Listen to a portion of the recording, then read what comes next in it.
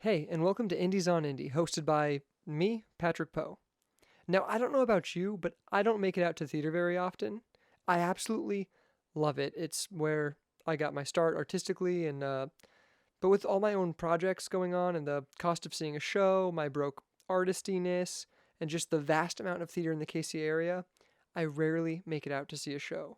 But I am so glad I recently wandered out of my home and made my way to see Seven Deadly Women at the Buffalo Room, written by Erica Baker and Emma Carter. And gosh, it was incredible. Um, what a wonderful piece of theater. I'm so happy that I then had the opportunity to sit down and talk with one of the incredible creative minds behind Seven Deadly Women, Emma Carter. We had a great conversation about her play Seven Deadly Women, playwriting in general, and cats. Yeah, cats. We at IX Productions have a good handful of cats here at our office, and one of them decided he wanted to be a part of this interview. So he sat in the room with us for the entire interview. So here it is, me, my cat Sky, and Emma Carter.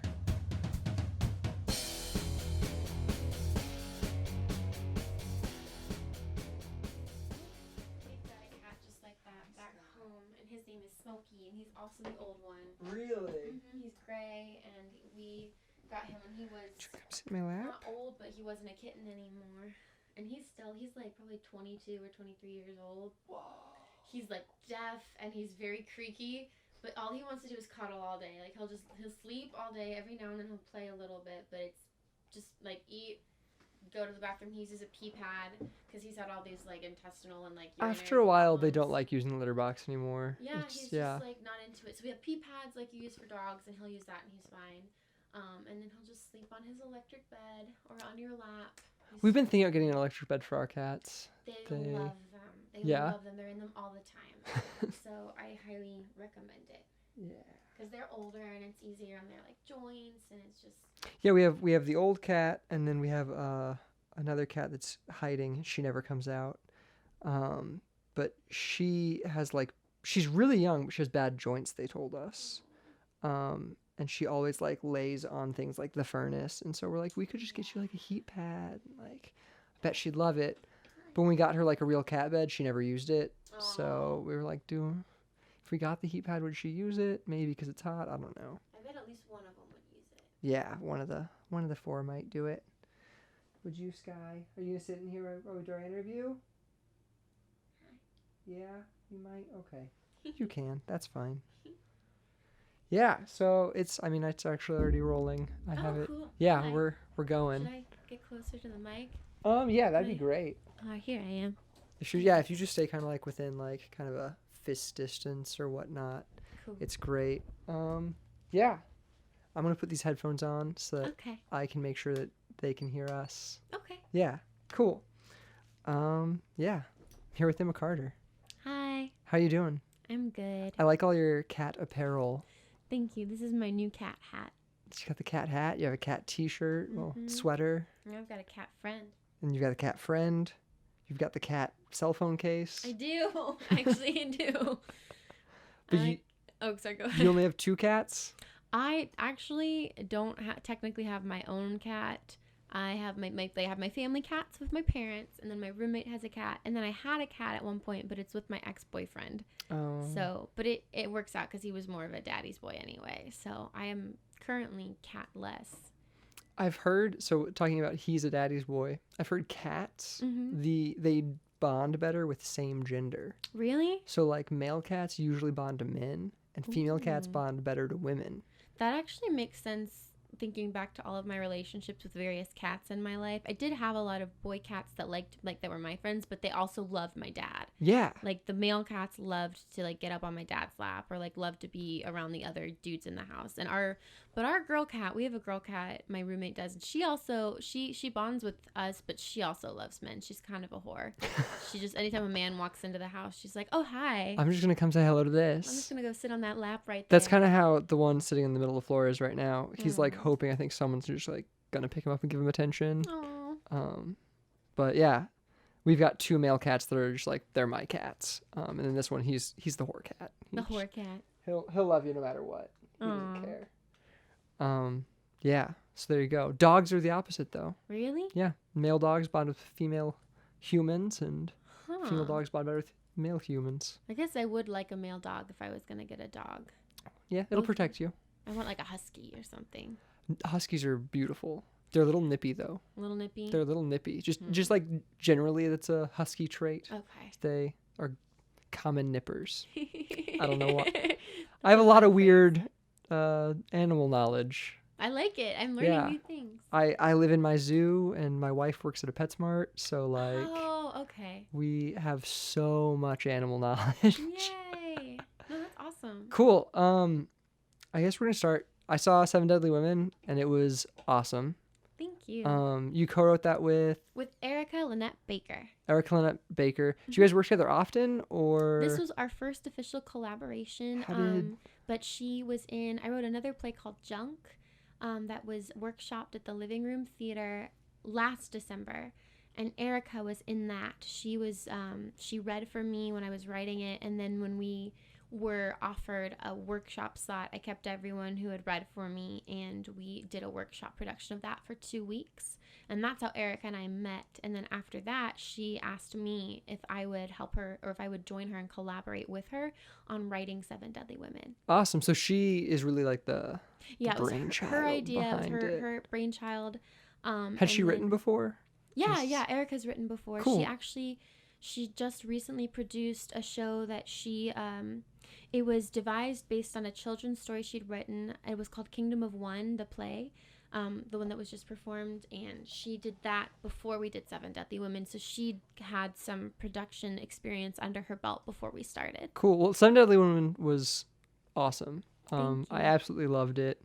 How do you? I don't even know how to go about writing a play like that. Like I do a lot of linear story. I do film, but I couldn't even imagine or just like get in my brain like this vignette style. How did you land on that style even? Like what inspired Seven Deadly Women? Well, first we solidified our cast because we wanted to write for the girls in our cast. We wanted to write for specific people. Personally, I write better when I can have someone in mind. I do the same thing. It's- Even if I don't know if I'm going to actually cast them, Exactly. I'll like pretend I'm like, all right, these 8 are the people that are in this movie. Okay, cool. And they'll like write the movie out. Yeah, and because it's just so much easier for me if I can imagine a real person that I know and I know how they act. And so we solidified our cast, and then once we'd solidified the cast, we had a couple of different kind of powwow. So you just kind of nights. chose like, oh, we're gonna have 7 women and we're gonna do this thing. Well, we were able, it was kind of a process of casting. We ended up doing auditions at one point because we lost a couple of people. Totally, like everything's good, everything's fine. They were offered parts with other productions that we didn't want them to say no. They didn't want to say no. It's perfect. But we found that we actually have some slots open, more slots than we thought we were gonna have open. So let's just go ahead and hold auditions, because since we have a handful of slots available, it'll be easier if we just have auditions, and then anyone who's interested can come in and audition instead of us going around and asking people one at a time, hey, do you Yeah. want to do this thing? Will that fit in your schedule? Okay, we'll wait and you can get back to us in a week. We just needed to do it quickly. And that's how we got the rest of our cast. And then we had our 7 Deadly Women. Casting is so hard. And now that I've done it, I want to say casting is so hard because it's not about like finding the best person and other people aren't as good. It was literally just how we have to find 7 people who we think will work well together. They have to fit together and Yeah. like they have to fit the role. And Right. It's a big. And oh like man. we didn't have anything pre-written to say, oh well, we have to have someone who can do this or we have to have someone who can do that. It was basically a general idea of we want to have variety, we want to have people with different skill sets, and we want to have people who we know could work well together. So did you land on was the number 7 always in your head? Like, oh, we're gonna have 7 Yes. women. Yes, that was Why the number 7? Because Erica has had the title. We started with the title. We started with the phrase, just like the idea of 7 Deadly Women. And then Erica and I brainstormed on what could we do with that title. And we had a lot of different paths we could have taken with it. But we both settled on writing shorter scenes about various things that women deal with versus making it, because at first we were like, oh, 7 deadly women, 7 deadly sins, each girl is a sin, and that was where a lot of people's brain went. Oh, 7 deadly women, so which sin is she and which sin is seen? It's no, it's not like a literal interpretation of the 7 deadly sins. We just used that as a kind of jumping off point. I liked to think of it as exploring the sins of women as seen by society or as told by society. Like talking about your period, or talking about having a miscarriage, or talking about having an abortion, or not looking pretty, or being too this or too that, like all the things that women aren't supposed to do. So that anyway, all to say that like we had a solid cast that it took us. We're really happy that we had, like, we jumped hurdles and stuff, and we settled on a team that we were really happy and excited to work with. They were all incredible. All 7 of them were phenomenal. But so you had a title, you chose 7 women, you then auditioned for 7 women, you found your women, and then you kind of wrote based on their skills and their abilities. Because like the Stephanie Stevens, right? Yeah, Stephanie. The dance bits were amazing. She is amazing. Absolutely. And so like was that like written? Were you like, was it devised in your head like, oh, we'll have this dance bit, or was that just like, Stephanie's a really good dancer, we could show this through dance? How did that kind of... Well, once we had Stephanie in the cast, Erica had always wanted to do what we called the body image ballet, and I love the idea. As soon as she mentioned that, the idea of having some kind of one of our themes explored through dance, and it just seemed perfect to have Stephanie do it, and she choreographed it. So that was all Stephanie. Like, her and Erica talked a little bit of just about like themes. But Stephanie really put it all together and incorporated the other girls into it. And what I meant to say earlier is that how we settled on what to write about is that we had a powwow with all of the girls, and we all just talked openly about things that we deal with as women in the world, as humans in the world. And it was so wonderful to be able to sit down and talk about that and be able to say, oh my God, you too? I've experienced that. Or, oh, you have this problem? I thought it was just me. I thought I was crazy. Or I thought it was just my family.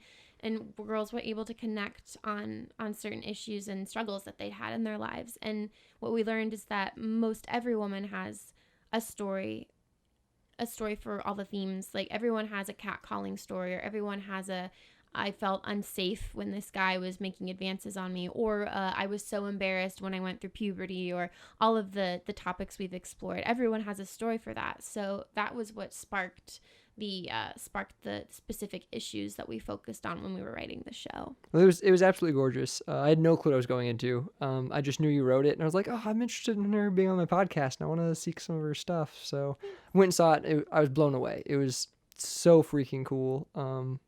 Yeah, I loved it. Thank you. That's all I can really say about it. I don't know. I loved it. I want to give a shout out to Terry Quinn, because we had a song in there too that was totally her song. Like, we told her, like, Erica had an idea. She wanted a self-defense song, and so she sought out Terry, and her and Terry kind of collaborated on that. But then Terry put everything to music and wrote the lyrics, and now we have this awesome song, an original song in our show written by a woman. Is she local, Terry Quinn? Mm-hmm. Yeah, oh, that's so cool. She is a local artist. She is a musician. She also makes jewelry, really some pretty awesome jewelry. I think it's Rattlebone is the brand. She's a wonderful artist. It was so cool to collaborate with other female artists in the area. Really, there was only one man who was in the whole, like, up on the any whole, like, level. Production, and it was V Tran, who was one of our co-producers. He was our honorary deadly woman. Deadly woman. So it was primarily women doing, like, we had a female stage manager, assistant stage manager, lighting designer, lighting operator, sound, everything was a woman was doing it except for V. And we're very happy to have V on our team as well. He is wonderful. He was very helpful every step along the way. So it was a great collaboration. It was an awesome show. I really loved it. Was that, I'm trying to form thoughts around it. It was really cool to watch.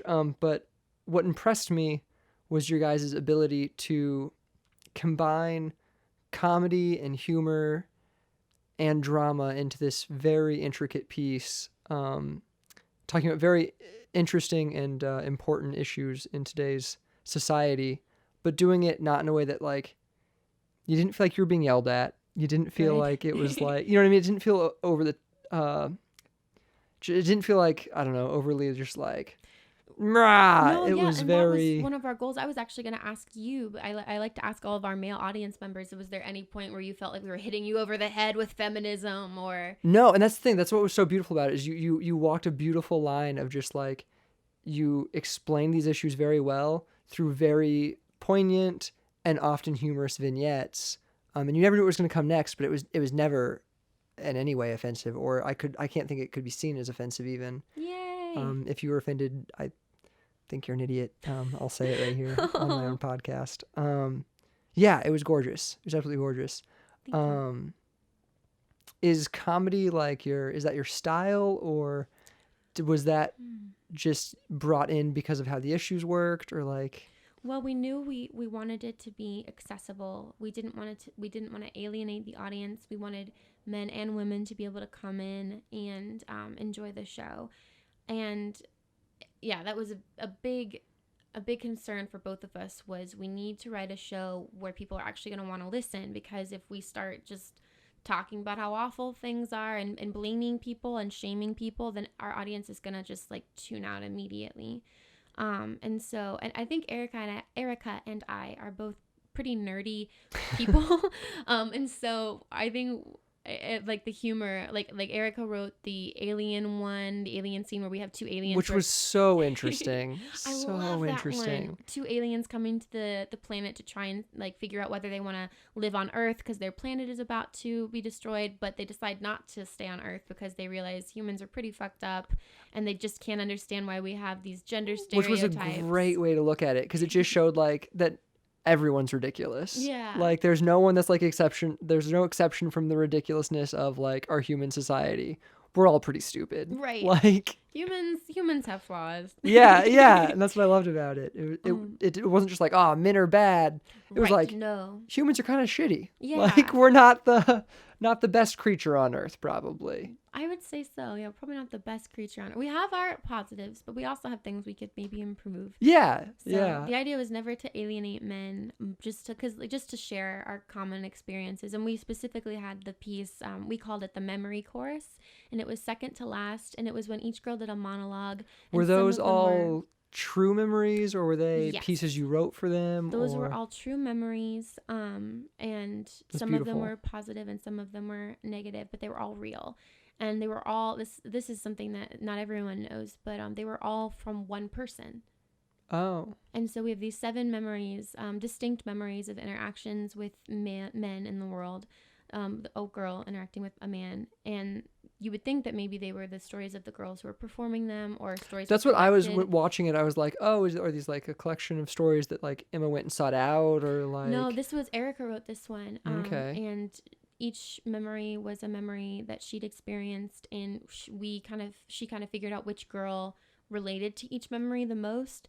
And I think quite a few were able to say, "Oh yeah, something like this happened to me. I would like to do this memory," Because it then felt they could so pull true from from their each. own Yeah, from each experience. one of them, it felt so true. Like each one that got up there, I was like, wow, this has to have been like theirs. Like Yeah. that Emma and Erica must have sat down and just be like, all right, tell us some stuff about like your relationships, and they just like wrote a monologue for each of them. But no, And that was actually one of the original ideas, was to ask everyone to submit like an idea or memory, but I think Erica just decided to do her own because she had enough that she could pull from. yeah, and they were so Um, varied and Right. had nuance, and yeah. Yeah. I think one of my favorite bits in it was the discovering the clitoris bit.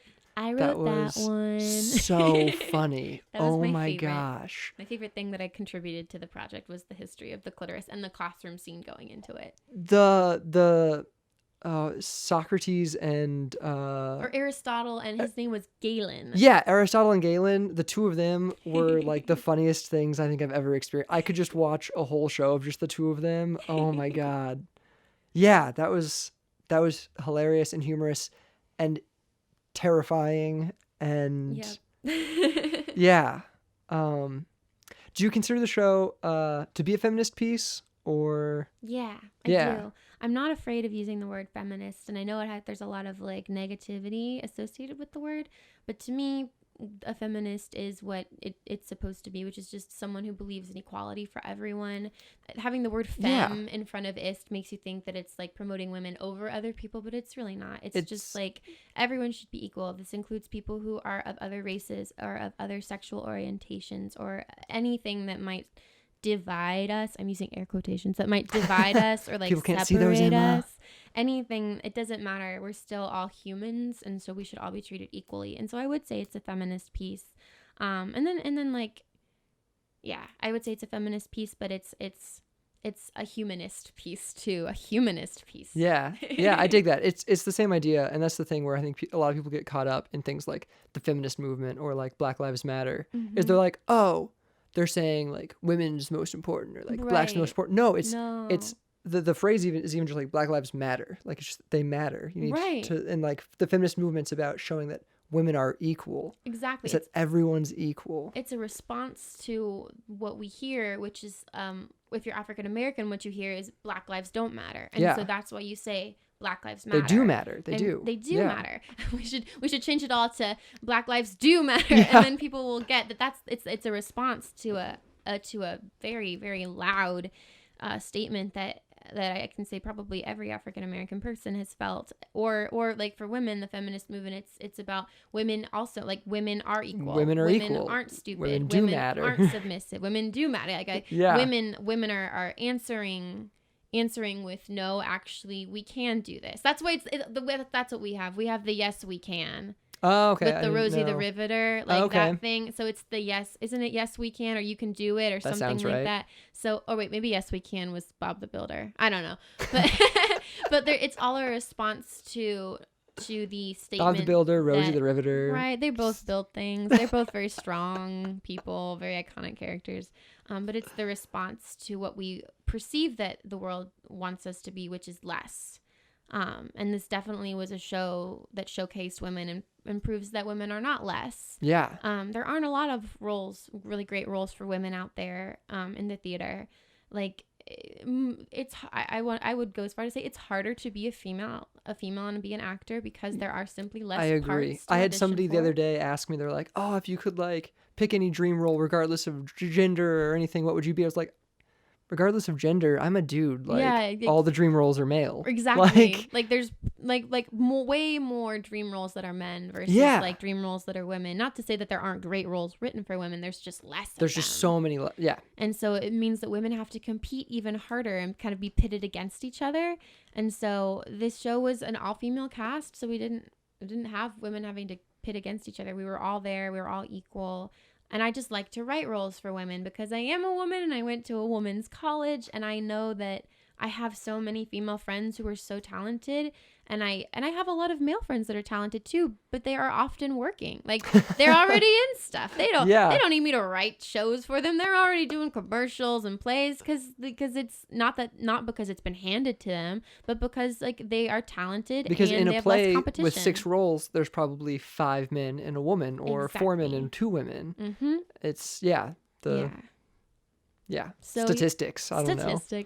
But yeah, that was the idea, was we're going to have a show where it's all women. And and then I would love to do a show again or have it be done elsewhere and have it a totally different set of girls of diverse backgrounds and walks of life, because I think I'm going a little slightly different path here. That's okay. I would love to do this show again at some point in time, but with a completely different group of people, and then to kind of rewrite the show for that group of people, because in my mind this is the kind of show that needs to be tailored to the people who are performing it. So if we ever did produce it, say in another city or another area, I would love to have a whole new group of women write some new scenes specifically for them based on a conversation that Erica and I could have with that group. So then it would never be the same show. It would never be the same show. It would be tailored to the group of women who were deciding to produce it, whether they might have like more Latina women or more African American women or transgender women. You know what I mean? And the issues can change even. Right, the issues can change. Because what we talked about was a lot of stuff that we'd experienced, but I can't, I have not experienced what it is to be an African American woman in America. I can write about it. and I should write about it because people need to hear those stories, but I can't write about it from my own point of view. So I would love to, in a future cast or in a separate cast, if we had multiple casts, have people from different areas and walks of life that I've never walked, so that we could have different points of view. I love the idea of having a transgender woman in the cast, or just anyone who, or even like an older woman, a woman who's more mature, who has been a mother. We hadn't had any mothers in the cast. You know, we're all fairly young.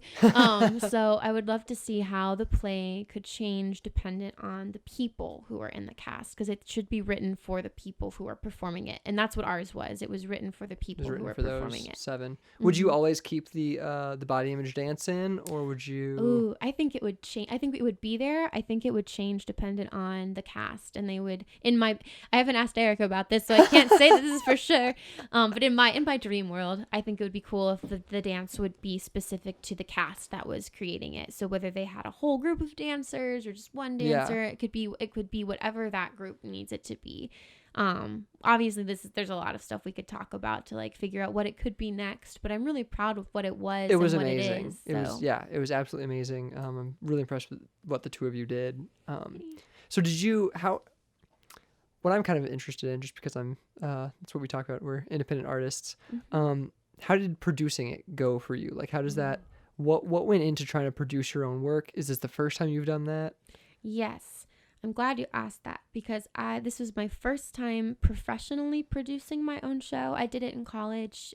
We had a student-run theater, and I Cool. worked on the board, so I was used to student-produced works, which is good experience, but totally different when it's your own money, or when it's money that you've had to fundraise.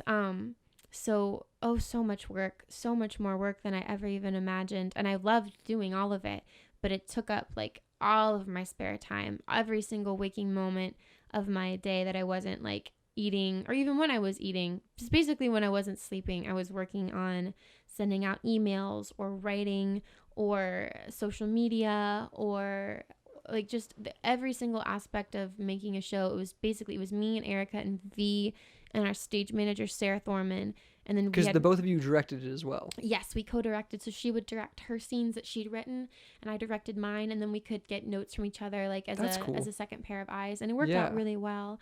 And then we were also able to share the house manager position to save money there, so we didn't have to pay anyone else. And we V headed up.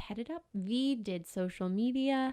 Erica was the treasurer. Like, we each had our own. I headed up. Why do I keep saying I was the one? I think that's the right phrase. Is it the right phrase? It's just a bad sounding phrase. I headed up the fundraiser and getting the fundraising. I led the fundraiser and getting the donations for the fundraiser. So we each had multiple projects that we were in charge of, in addition to doing the script and the directing. It and direct it. So it was a crazy amount of work, but I loved every moment of it. It was a big learning process. What I learned is that being a leader is basically just fixing and dealing with problems all day. Like, that is the job. Like, the job is you want something and you decide what you want, and then you go for it, and then you just deal with every single hurdle or obstacle or change of the plan that was out of your control. And that's what being a producer or a director or a leader is. It's outside of like I'm going to tell, walk over here and make sure you find your light. That stuff's the easy stuff. The hard stuff is everything else that goes into making it happen. Now, did you guys use the Buffalo Room because I know V does the booking there, right? Yeah. V does the booking there. So was that just like the easy venue to use, or was it a specifically chosen venue? Or? Well, V gives discounts to like resident artists or to like up and coming artists, and we had talked to him personally. Not trying to say that everyone should go out there and try to get a discount from V, but we had worked with him before. Yeah. On Stuff Buffalo Productions, and we talked to him about Seven Deadly Women, and Erica produced her play Kingdom of One there. And so when Erica was like kind of feeling around for people to collaborate with on Kingdom of One, we had gotten together at that point, so it was me and her, and V approached us about wanting to be a co-producer since we were interested in using the space, and so that was extra helpful. So in addition to having him like rent the space to us, he was also able to help us with with like house managing, or with social media, or reaching out to reviewers and artists about town. promote us. So he approached us to be a co-producer, but we, I believe, approached him because we knew that it was an affordable, the Buffalo Room is a relatively affordable place to mount a production if you've never done it before. So you're thinking about doing more works at the Buffalo Room, or? I don't know, probably. At this point, I honestly, I would say it would depend on what I write and if it would be the right fit for the Buffalo Room. Because I think it's a very unique space, and I think what we wrote fit the Buffalo Room because we knew we were going to be performing there, so we had that in mind. But I don't know, for what I'm working on next, I don't know if that would be the best venue or not, just based on, like, I don't know what my play is. If it's something that requires a lot of intense silence, probably not, because, you know, like, one of the aspects of the Buffalo Room is that, like, you can get the bar food aspect, and you can drink. Yeah. So it's nice for, like, a louder, great, like time, and so, but if I wrote something and I thought this would be perfect for the Buffalo Room, I would love to work there again because now I know the space, and V and Mackenzie are wonderful. Everyone, actually, Lacey, who designed our lights and who ran the lights, like everyone who we worked with was very helpful. We were able to communicate well. If there was a problem, we could all sit down and just talk about it and figure it out and move forward. There was a lot of love in that. In our company, so I would definitely work there again. Awesome. I'm gonna kind of go back in time now because we've talked about Seven Deadly Women, and that was awesome, and I loved it. But I kind of want to know more about you, just as a human. So when did you start playwriting? I have always been a writer, but I did not pursue it in college because I got more into acting in high school as I got older in high school, and so I pursued acting in college, and I didn't really So what's always been a writer mean? When did you like third grade, I decided I was going to be a writer, and I wrote my own book, and I asked my mom to publish it because she's a publisher, and so she like bound it and like laminated the pages and stuff, and I still have it. It was called The Onion That Took Over the Classroom. It was like, you know, like those old like kids books where like crazy things would happen to these students, like your teacher's not a vampire, or I was inspired by that. But so I've always liked writing because I've always liked reading, and once I got really into reading, it was really into writing, but I kind of like dropped that for a while. I was really into that in high school enough that I thought I wanted to be a writer. And then for some reason, I thought being an actor would be a little safer than being a writer. I thought, writing, probably really hard to get a job as a writer, but hey, maybe I could be an actor. So I studied acting. I mean, one person writes a play, like 10 people are in a play. Exactly. Once again, math. Just more slots for actors than writers. Yeah. So I did not pursue it in college. Where'd you go to? You went to Stevens College in Columbia, Missouri. It's an all-female private school. Cool. Do you think that like lends to your writing now? Yeah. And you think why like Seven Deadly Women happened, or? Yeah. Because when I was in college, the student-run theater I told you about, we could only produce shows that were entirely female casts. We weren't allowed to have, because there were a certain number of men in the program, but they were often being used for like the main stage shows. We could have one man a year. And then after that, every other cast had to be totally like women, which is great, except that there are not a lot of options out there, especially if you're in college and you don't aren't hooked up with like the new hip writer, you know, like if you like knew like kind of like local writers, you could like commission one. But when you're a college student, you're like, I'm gonna go to the library, or I'm gonna like look on Google and try to find. And I spent a lot of time trying to find good plays with all female casts, not just any play, but like good plays. It was really hard. So you're like, screw this, I'm writing my own. Right? Well, like now that I'm writing, it's like I always kind of in the back of my head, I'm like, I'm going to write this play, and that's one more play that my college could do if they wanted to. That's awesome. Like that's one more play that this group of girls can do, and they don't have to have a guy. If they don't have a guy, or if like they're not allowed to have a guy for whatever reason, this is one more If you play. Go to Stevens and you can't have a guy, and you're saying, I wrote this play for you. Exactly. I doubt any Stevens people, well, maybe they are listening to this. Maybe I'll post it on my Facebook page, and then they will listen to this. And then they'll know they can do Seven Deadly Women, or anything else by Emma Carter. I don't know. Exactly. Well, I mean, like, we'd have to talk about it first. But I would love if my college produced a show that I'd written. That would just make me feel really good as a person to know that, like, I had done something and that it was, like, coming full circle. But that does lend to why I like to write roles for women, because I'm just used to the frustration of there not being a lot of roles, and of having to compete with a lot of other girls for those roles. And why should half of my friends not get to be in the show just because there's not enough roles for them, even though they're talented and wonderful? Sorry, I just dropped my notepad. Hi, kitty. I like this cat. He's pretty chill. He's great. Yeah, he will probably be there the entire interview. Oh. He'll just lay there.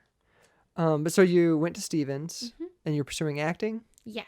Yeah. Mhm. I've heard they've got a great program. Yeah, I had a good time there. It was a weird time because like there was kind of a shift in management like as I was entering and as I was leaving, but I made some really great friends. I had some really great memories.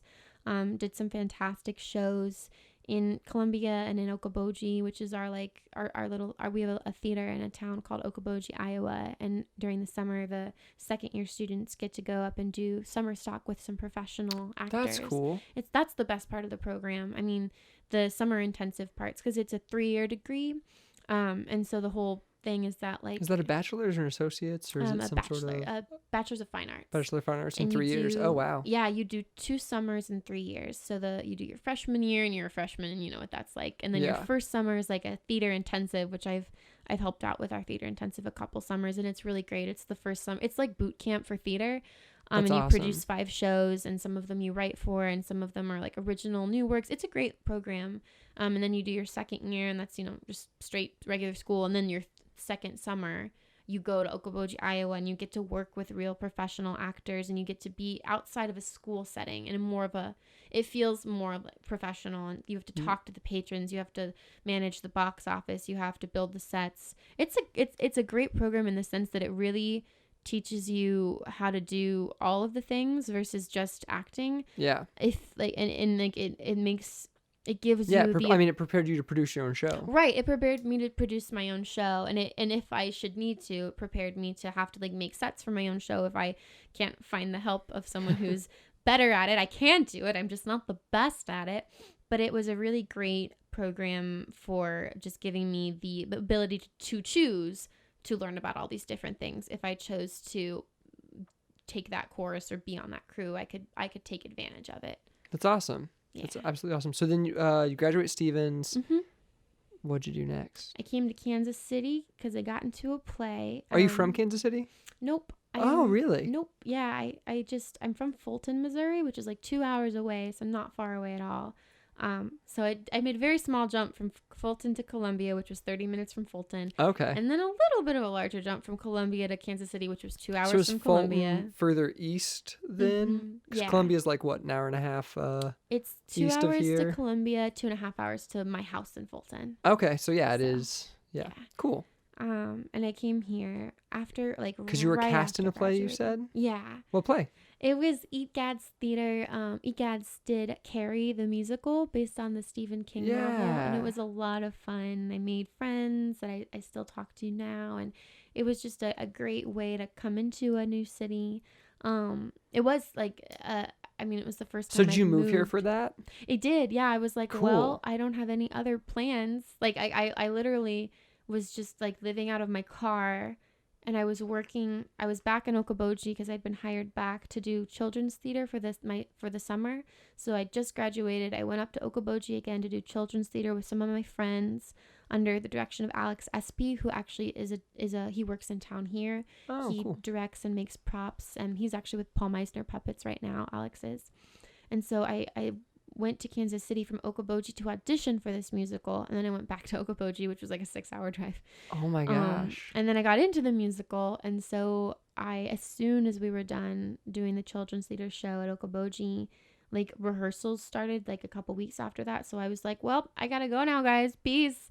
And I just drove to Kansas City, and I'd had a friend, and we'd been talking about living together in Kansas City. So I met up with her, and we just drove around Kansas City until went to a couple apartments. I think it might have been the second apartment we visited. We were like, okay, we'll take this. We need a place now. Because So literally it was like the next week that I started rehearsals, and so I needed to get my job and I needed to get my apartment, and so then I just have been here ever since that. That's crazy. That's an awesome story. It's just- like so like I don't know, artisty, I It guess. just happened really quickly, and I didn't really think about like staying, and I didn't really think about what Kansas City was. I just knew a lot of Stevens people went there after graduating. So because there's like a little Stevens mini mafia here in Kansas City because it's so close to Columbia, I guess. So and I there's just like thought, there's a good theater group here. I Oh, mean, there's yeah, so much theater going on definitely. all the time. A lot of it isn't professional, but there's always a show to be in. Exactly. And that's what I really like about Kansas City, is just, I guess you'd call it the indie scene, is the fact that there's so many smaller companies and startup companies, and it's a great place to experiment and I think produce if you're new at producing, or if you need, it's cheaper. Yeah. The Midwest is so much cheaper. And there's so many wonderful venues like the Buffalo Room, the Fish Tank, The living room the theater. Living Room Theater. The just off Broadway is a nice little spot if you Yeah, want to I produce forget it's there. just off Broadway. So like there's just so many avenues to produce your own work here, and there is an audience. It may not be as big as Chicago or New York. I don't know. I've never tried to produce in Chicago or New York. I don't know how hard it is to get to people to come to your shows there where there's so much theater. Well, there's also so much theater here. You have, This I is think there's true. a good like amount of theater here. And I think it'd be harder to get your people to see your show there just out Oh, of the like definitely.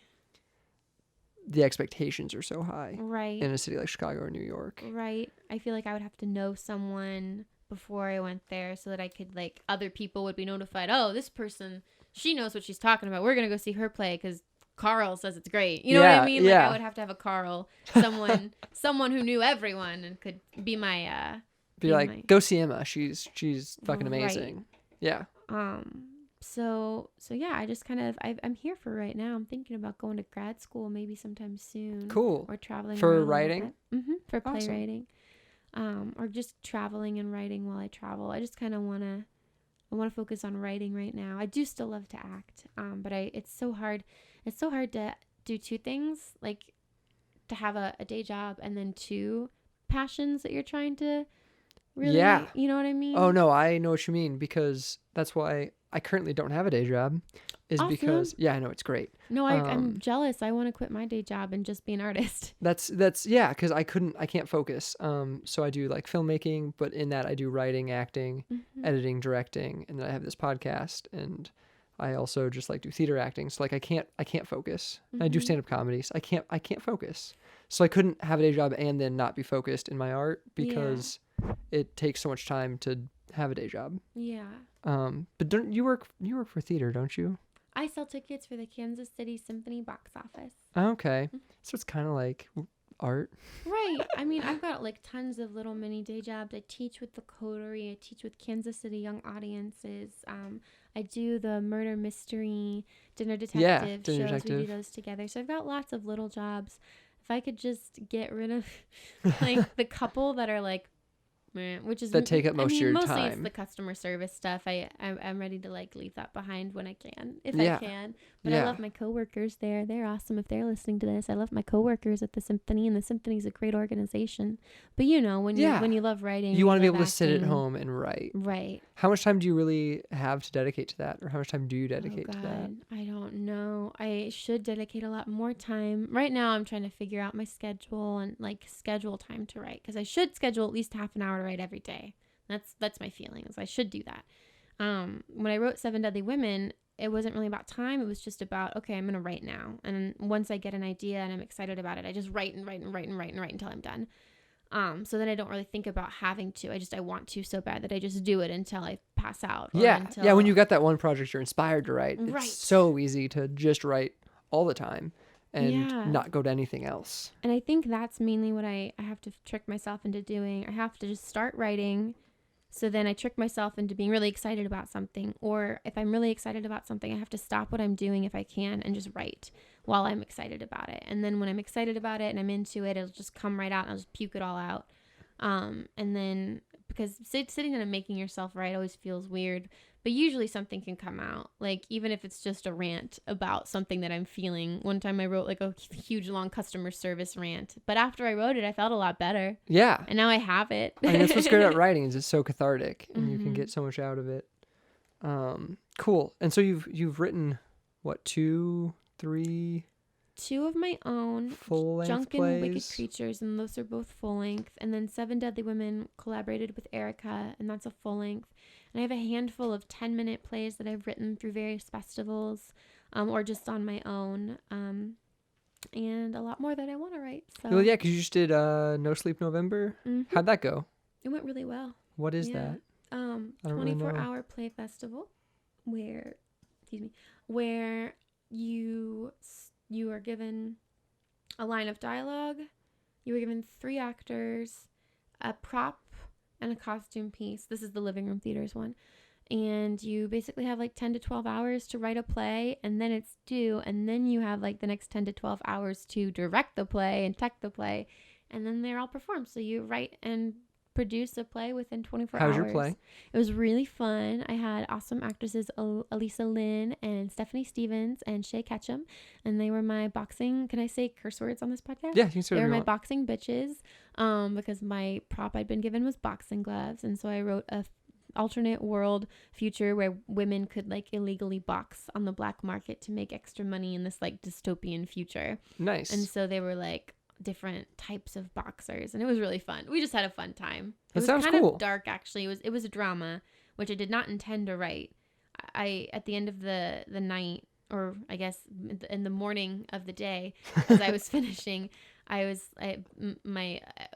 came down to talk to me, Ben Oxshire, because he was competing too. I was like, Ben, I don't know how to end this play. And he was like, well, it doesn't sound like it's a comedy. And I was like, no, I guess it's not. And he was like, so it's not going to wrap up with a nice little bow. And I was like, okay, you're right. It's not. It's just not. And this is just the end of the play. And it can be, it wasn't necessarily a negative end of the play. It was just kind of like ambiguous. this is what it is. It's just how it is. I'm pretty sure it ended with something like, what do you want me to, like one character is saying to the other, like, what do you want me to do? Do you want me to fight? Do you want me to, like, how am I supposed to, like, what am I supposed to do with my life? And the other character's just like, I want you to survive. Because that's really all we can do right now. You know, just all we can do right now is survive. Cool. So that's something interesting that you kind of mentioned, is that this was a drama. Are most of your works seem to be comedies? Is that true? I'd say that, like, Junk, it's so weird because there was a reviewer, I think her name was Liz Cook, who reviewed Junk. She was wonderful, just very eloquent woman. And she mentioned something about how like it's like my writing has like a sincere heart, but it's kind of masked in like sarcasm and like kind of like a self-deprecating humor. So I want to say that like the heart of what I write is kind of like serious and sincere, but I mask it with a lot of humor, or it takes place in a strange situation, or I think probably what we did with 7 Deadly Women, which is like I have a serious thing that I'm thinking about, or I don't understand, or I need to explore, but I explore it through humor in some ways, and then not through humor in other ways. And sometimes it can start, I think often things start as funny and then become dark or real. Just thinking about different plays I've written, because I'm not afraid of drama. I'm not afraid of dark things, but I think if I sat down with the intention of writing something dark and dramatic, that it would just be really trite. Yeah. I think what happens is if I just write honestly, something will come out, and then I can figure out what it is. I can figure out if it's serious or if it's funny or if it's both, because I think you can't have one without the other. You know? So with that, do you consider yourself like a comedian or a comedy playwright, or not really? You're just like, I'm a playwright and I do what I do. I think I would just say I'm a playwright and I do what I do, because I'm not a comedian. I don't do stand up or anything, but I think I do try to find humor or use humor to talk about things. Like in Junk, there's a moment where one character who's kind of having a bad day, she's being annoyed by this other character. So Al is having a bad day. She's a girl named Al. She's having a bad day.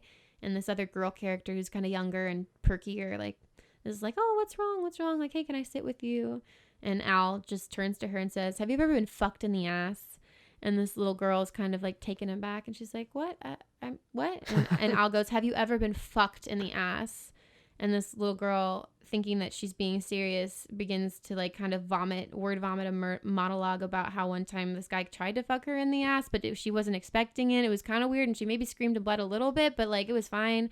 Like, yeah, she just like, it just comes out without her really thinking about it. And then like we just have this awkward moment, and Al is like, no, I meant metaphorically. And so then it's just this moment of like, this is a weird thing, but it's also kind of funny. Okay. And then we're here, and now we can talk about real things because we've been done vulnerable. The humor. Yeah, we've had a vulnerable moment that we could find humor in this kind of like scary idea of someone not telling you they're about to like fuck you in the ass while you're having sex with them, which is a scary thought, but we explored it through humor. Yeah. And now we can talk about it.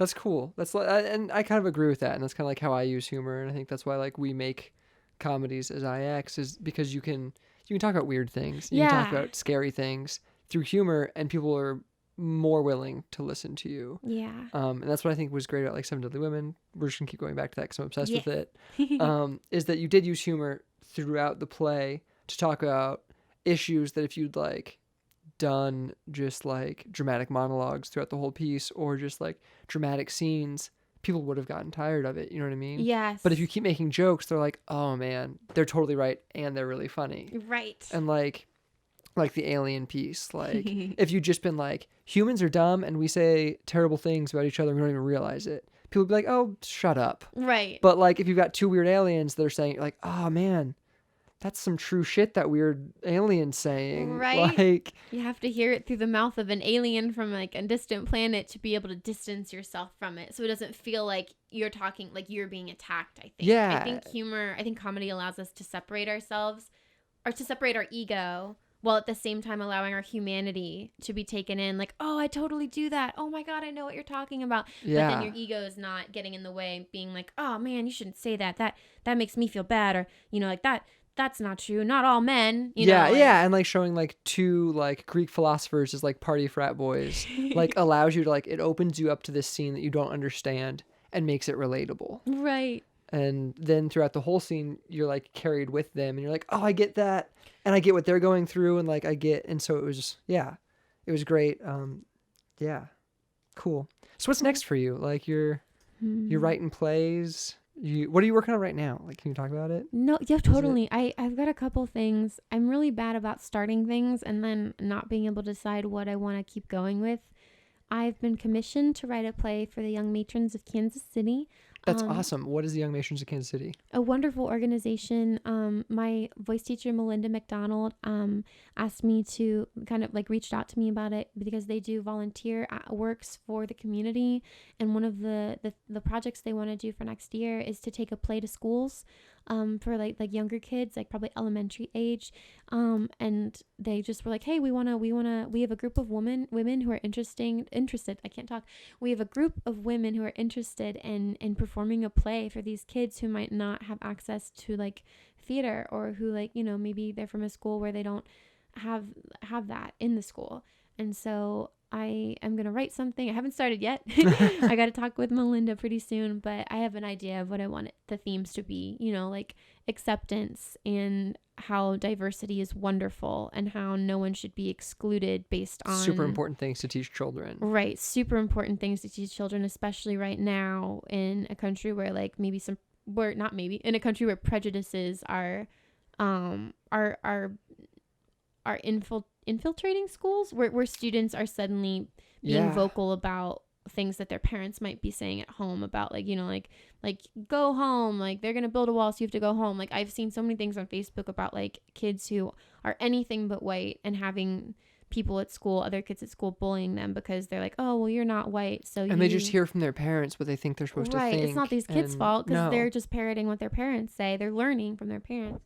So that's what I would like to write a play about, a play where we can explore how differences make us beautiful, and how even though we might have differences, there's a common human thread that weaves us together. That's awesome. So that's what I want to work on. And then I have all these other ideas that I just have to pick one and stick to it. I just have to do it. I just have to Do you think you're going to to produce another play yourself sometime soon, or? I think I'd like to. I might need to do a little more learning first. Like I want to write for a while and just write. Yeah. Because this year was like the year of producing, basically for me. Like the Seven Deadly Women was my big project. Wicked Creatures was a play. Was also this year, wasn't it? Yeah, but I didn't have to produce any of it. I just had to act in it and write it. So it was easy peasy.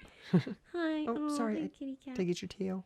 Oh, but I would like to focus more on writing next year because I did a lot of writing last year. And then, oh gosh, my goodness, I feel like I'm getting my timelines all mixed up. I did a lot of writing last year, and like basically the whole year was spent writing.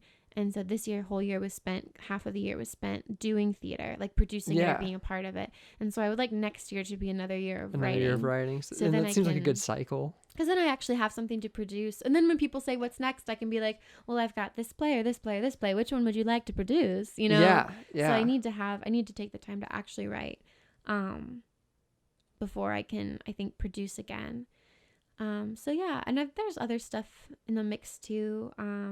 But as of right now, it's technically like a holiday month. So I'm just kind of working Yeah. and trying to get my life in order before Christmas. And then hopefully Get ready for your year of writing. Right, get ready for my year of writing. Come January, I'm going to be strict Yeah. about that's part of the whole, like, I just got to rework my life in a way where I am naturally making writing a priority. And I think that's really hard for artists, especially like indie artists, where like you're self-producing and you're really your own boss. Yeah, and like writing doesn't necessarily pay the bills. Exactly, but it's important. But it's the most important thing. It is. It's the Mhm. most important thing. And so I need to rework my life in a way where it is getting the priority, where I don't have to feel like where I can say, oh, sorry, I can't go out right now. It's my writing time. Yeah. Like, this is the time I've set aside for, like, just as if I would say, oh, I can't go out right now. I'm at work. Yeah. Because people Yeah. aren't going to question if you say, oh, I'm at work.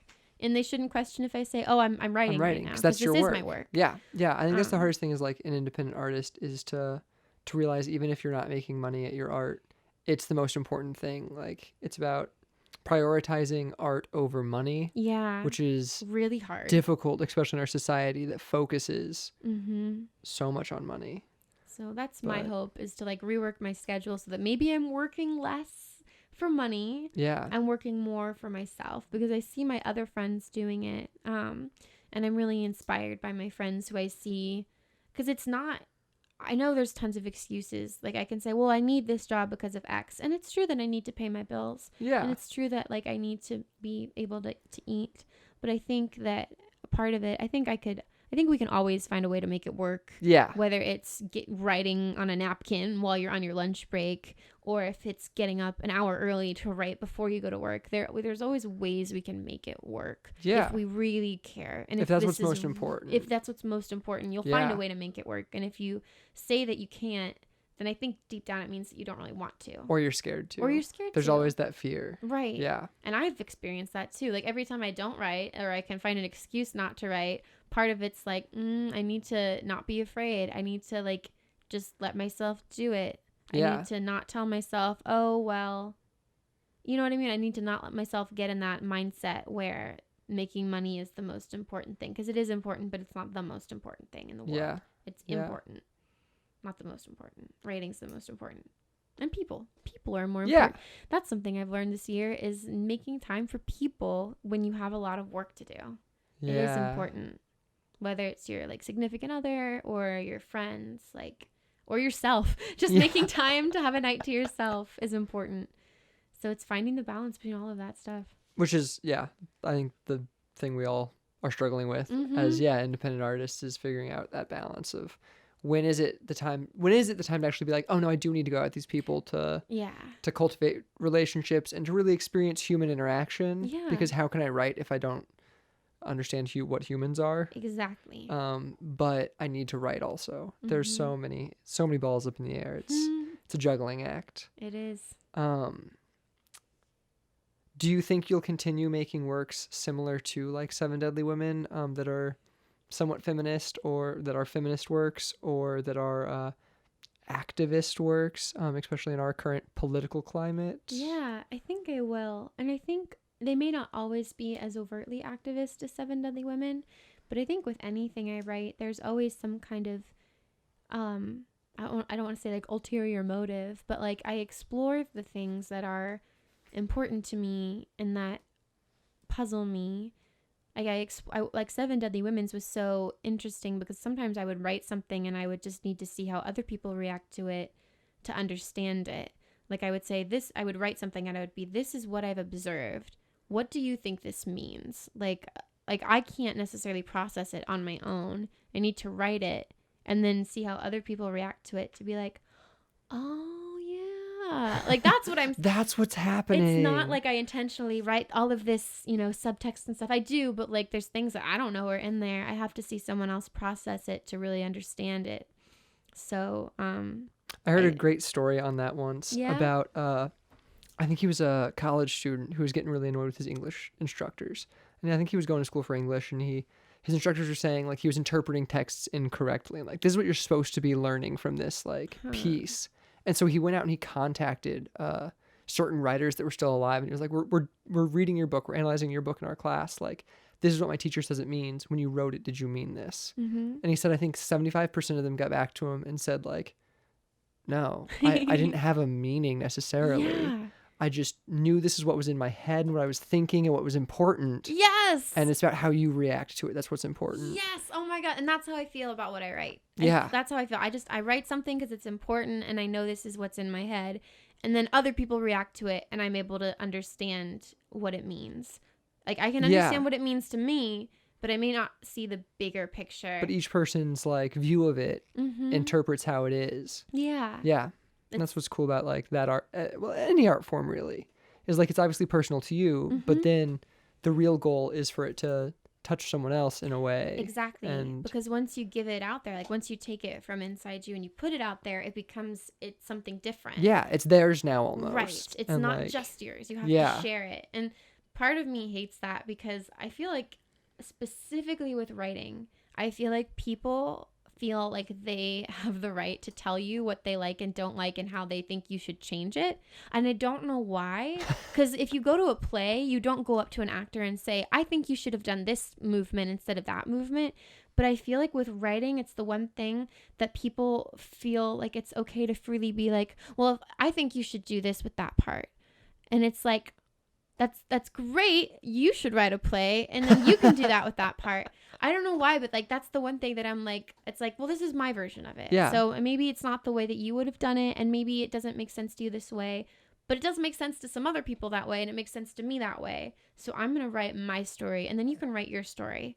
And I would rather someone get inspired to write their own story than to like critique your story. And it's not just a critique of like, well, I didn't understand, because I totally love hearing feedback. It's when people tell me, oh, I just didn't like it and I think that you should do this instead. That's when I tune out. Well, that's not I'm helpful. Like, That's yeah, not that's helpful. not helpful to me. No. Yeah. I just didn't like it isn't a helpful critique. Right. You And have to- sometimes people will give me reasons why they don't like it, and I can still in my head think, well, I'm not going to change it though, because that's what I'm telling you. It may have not given you the catharsis you wanted. It may have not given you the satisfaction you wanted as a viewer, but this is the truth. So I'm not going to alter the truth of what I observed or the truth of what I feel to make you feel better about yourself when maybe that's not the point. Maybe that's not what you need to feel. Exactly. Maybe that's not what the point of this thing is. I'm thinking of specifically of like catcalling in Seven Deadly Women, the scene where the two, it was a little confusing, but it's the scene where basically their inner monologues are talking at the bus Loved stop that scene. or at the light. Yeah. It's at the very, very end after the girl kind of runs away because her inner monologue is freaking out, thinking this guy is going to rape her or attack her. Because that's what runs through my head when random people on the street try to talk to me and ask me if they can walk with me or tell me they think I am attractive. My brain goes to, oh my God, what is he going to do? What does he want? What do I have to get away. Yeah. Yeah. It was beautiful. It was so beautiful. I thought both perspectives were actually really nice. Thank you. And at the end, the guy does give an audible bitch. Like he says, bitch. And I know that one line has sparked some controversy with different people I've talked to, and some people loved it, and some people are like, oh no, I thought it ruined the whole thing. And I'm like, I loved it, but it made me hate him. You right, know what I mean? exactly. Like, and I know that like that was what I was supposed to feel, but like, well, and like to me, I was trying to explore. To me, I heard the bitch before I heard the inner monologue. So I took what I've observed in life and I tried to figure out what thoughts might have been going through that person's head to bring them to say that. yeah. And so I couldn't take that word out because that is what the truth that I know. Like it was, and it was really interesting though, because like I hated him, but I was also like really like emotionally attached to him because you had his inner monologue, and then you felt sorry for him. Exactly. But you also didn't want him to do what he did. Like, Right. it was because he's not a bad guy. And in my head, I see like that happening, and I see him being defensive, and that's why the bitch comes out. And that was my way of explaining why someone who's, trying to hit on a girl or trying to talk to a girl after they're rejected to just automatically be like, bitch. Like Yeah. the idea is that, oh, I've been rejected and it hurts, and So I want to hurt you so too. I want to hurt you back. Yeah, which isn't the right response by Right. any means. But that's the only thing that I can think of in exploring the mind of a man, which, you know, like that's just me exploring through writing, like what, Yeah. how can I understand what this person is going through? That's the process I went through. And so that was one of my favorite moments to talk to people about, because some people were like, well, the guy's totally a villain, or like, oh, well, that girl is freaking out. She's obviously like crazy. And so it was cool to see different No, people's we're all reactions. crazy. We're all crazy. We're all We're freaking all crazy. flawed. Yeah. And no one is And we're all evil. insecure. We're all scared. Mm-hmm. Like, Everyone gets sad and everyone feels afraid and What? everyone We all thinks get they're sad? alone. Everyone feels isolated at some point, or they throw themselves into work because they don't want to think about the problems in their life that they have. And the truth is that, like, even though we feel like we're alone, we're surrounded by other people who feel like they're alone. So we're all alone together. we're all alone together. We're together alone. Mm-hmm. Yeah. Or we Yeah. can just be together sometimes too. That's fun. Yeah. That's the best. But no, yeah, I thought it was beautiful. That was actually a really, really beautiful scene. Thank you. Yeah. Cool. Cool. You do cool work. Thanks, man. You really do. Do you feel good? I do. Do you enjoy I feel this? good. I had a lot of fun talking to you. I'm Cool. excited to share this podcast with my friends and Yeah. family. Awesome. Well, it'll be out soon. Cool. Cool. Thank you. Thank you, Patrick. Yeah.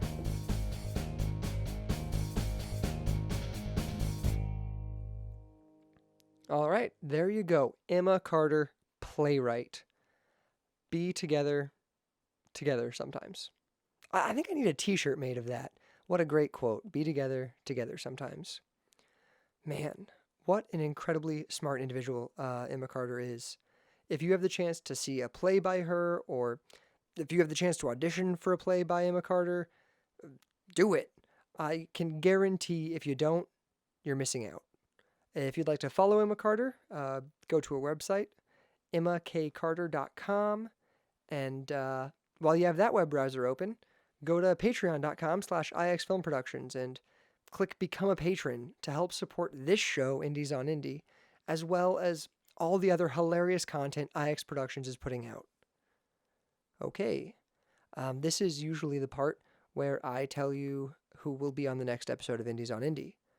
But the truth is, I don't know. If you want to find out soon, I guess you could follow IX Productions on Instagram or Twitter.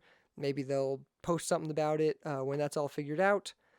If you don't care who's coming next, just know, come back here in 2 weeks, December 21st, and right here, listen to the next episode of Indies on Indie. Have a good time till then. Bye.